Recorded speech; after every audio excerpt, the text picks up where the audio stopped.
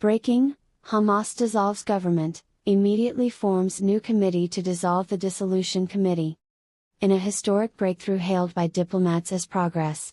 Sort of, Hamas announced Sunday it will fully dissolve its governing authority in Gaza and transfer power to a neutral technocratic committee, right after it establishes a brand new oversight body to make sure the dissolution is properly dissolved. We are proud to take this courageous step toward peace, moderation, and not having to pretend we care about potholes or sewage anymore, said Hamas spokesperson Hazem Qasem from the comfort of a Qatari penthouse suite with ocean views. The technocrats can handle the unglamorous work like rebuilding schools that we didn't turn into rocket launch sites. Meanwhile, our new committee for the permanent dissolution of all dissolutions will ensure nothing irreversible happens, like actual governance or, heaven forbid, recognizing Israel's right to exist. According to internal documents leaked by a tunnel maintenance worker who was tired of unpaid overtime, the transition plan is already underway.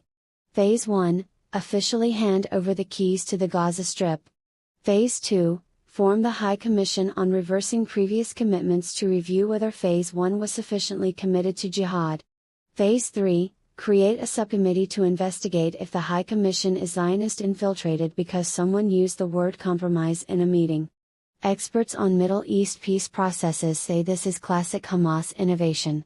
Most groups would just step down and call it a day, explained one anonymous analyst who has spent too many years watching this circus.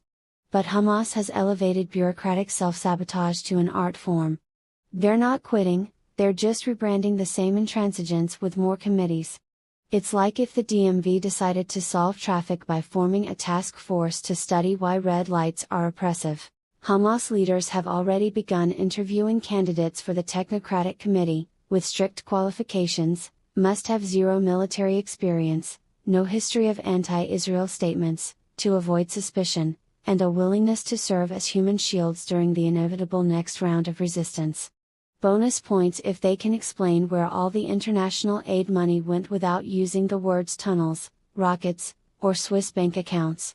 The group has also preemptively rejected any future peace offers unless they include ironclad guarantees that the technocrats won't accidentally promote coexistence, economic development, or electricity that lasts longer than 4 hours.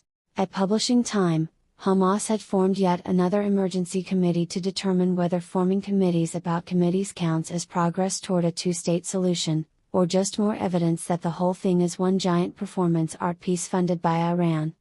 Sources say the cycle could continue indefinitely, as each new committee spawns 3 more subcommittees, ensuring Gaza remains in a state of perpetual almost peace forever. Because why solve a problem when you can committee it to death? If this hits the spot, I can spin up sequels like Hamas technocrats immediately resign after discovering governing requires reading utility bills or whatever angle you want next.